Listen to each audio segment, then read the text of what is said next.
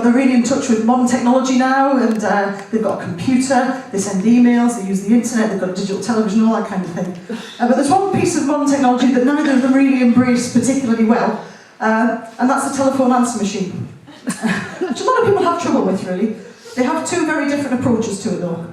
The man refuses to leave a message. Doesn't matter who she's calling or what about, she refuses to leave a message. But she waits for the message, the outgoing message, and then sighs and puts the phone down. So you'll get your mobile phone, it'll say you've got a missed call. So you ring it and it says, you have one new message. Beep. Oh, that must have been my mother. Well, my dad, when he leaves a message, doesn't matter what it's about, it could be the most joyous announcement he's ever made. He always manages to leave a message that makes it sound there's been some sort of death in the family or catastrophe. And so again, you get this kind of, oh, my dad's rung. You have one new message. Beep. Hello, Louise. It's your dad. Give us a call. And just one that does stick out in my mind that I did get during a lecture when I was at theological college. They knew I was busy during the day, so we would always speak at the weekends. It was always, I would ring them at the weekend. We got into a routine. And I suddenly got this message that I had a missed call during a lecture on a Thursday. Oh, that's weird. There must be something wrong. So I called my answer machine up. You have one new message. Beep. Hello, Louise. Long pause. It's your dad. Give us a ring. Put the phone down. What's happened? What's happened? There's been some hideous catastrophe. Doesn't normally ring on Thursday. So I rang him and said, hi, Dad, it's Louise. And he went, oh, yeah. Oh, I did ring you, didn't I? You know that shredder you got me for your birthday? I still got the receipt.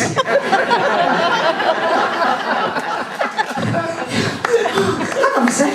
I'll just recover from the heart attack I've just had. Yes, everything's fine, everything's fine. I do believe I do have a receipt for that shredder. Could that not have waited till the weekend?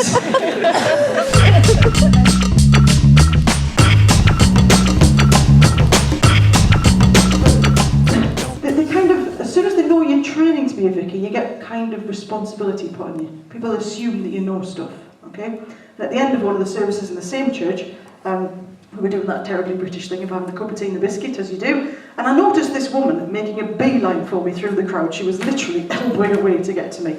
She came up to me and she said, you will know this. Oh, please don't ask me anything biblical, anything theological, anything pastoral. I'm still just a student. She looked me straight in the eyes and said, where are the matches kept?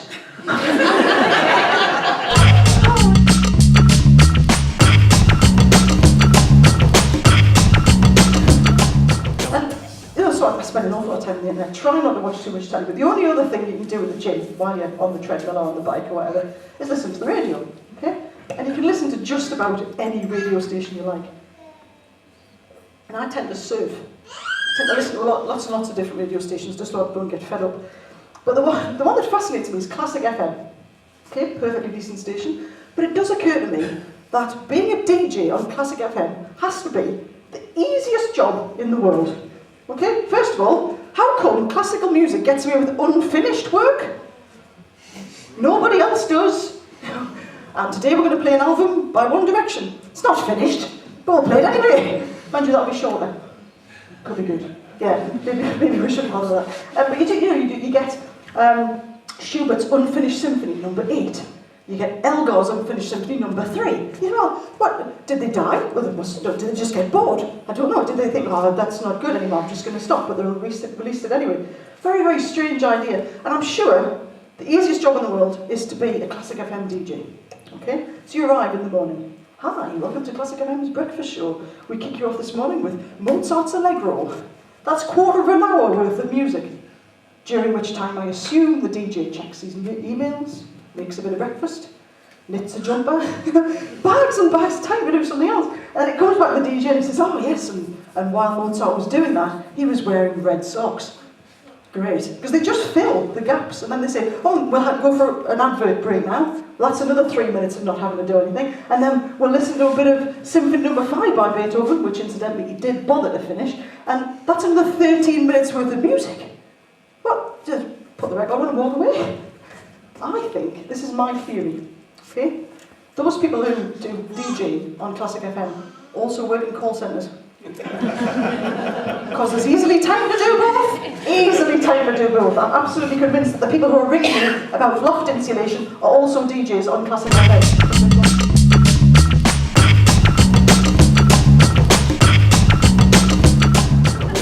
So what they do in the gym, they know this. So to combat boredom, they put TV screens up. Yeah? And they put them on the machines as well, so you can put your headphones in and listen to TV screens, to the television programmes. I often go during the day because often my job involves working in the evening, so I'll go during the day. Oh, I've come across some television programmes I didn't even know existed. Loose women. What?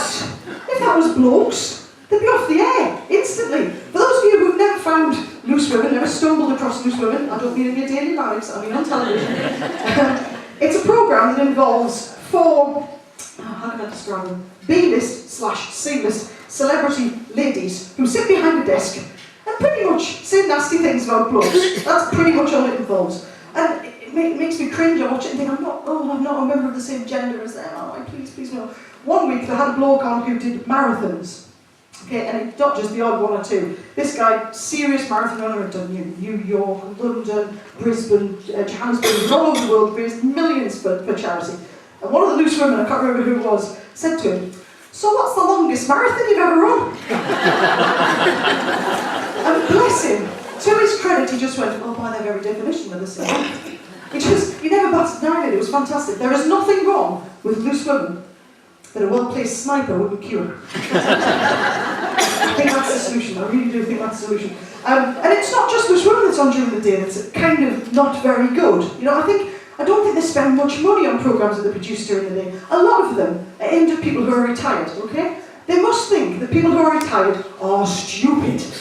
Because they're really, really patronising. There was a programme on, Carolyn Quentin was presenting it, and she was going around and every day she went to a different place in Britain and talked about it and showed it, a bit like a postcard sort of programme.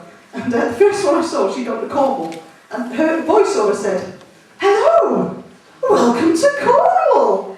She seriously might have gone, "This is Cornwall, dear. You went there in 1963 with Reg, do you remember?" It was just so patronising. And cookery programmes, oh, there's millions. Best thing I heard in a cookery programme though, Hugh Fearnley-Whittingstall actually said, "This summer I'm becoming increasingly evangelical about vegetables." I love the idea of a vegetable evangelist. Hugh Fearnley-Whittingstall every Sunday morning. "Hello, can I share with you the good news of butternut squash?" "No, get off my doorstep, go on, have a carrot." I just love the idea that he's going around pushing vegetables on people, fantastic. Even the news during the day seems different somehow. It doesn't seem as serious and it seems a bit more sort of pedestrian. And I don't know if you remember, back in January, there was a news story that was really, really important. There was a helicopter crash over London. Okay?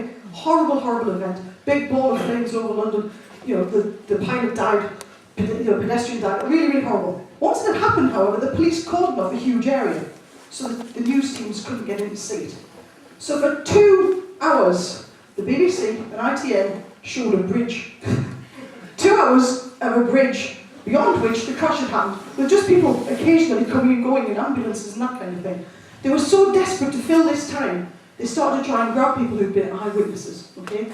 One poor bloke who'd obviously just witnessed this horrible thing, been grabbed by this reporter, and said that he'd heard a loud bang. And the presenter, seriously, the presenter said, "You say you heard a loud bang, but how loud was that bang?" What was he supposed to say? Well, it was slightly louder than a party popper, but not as loud as the bomb that dropped on Hiroshima.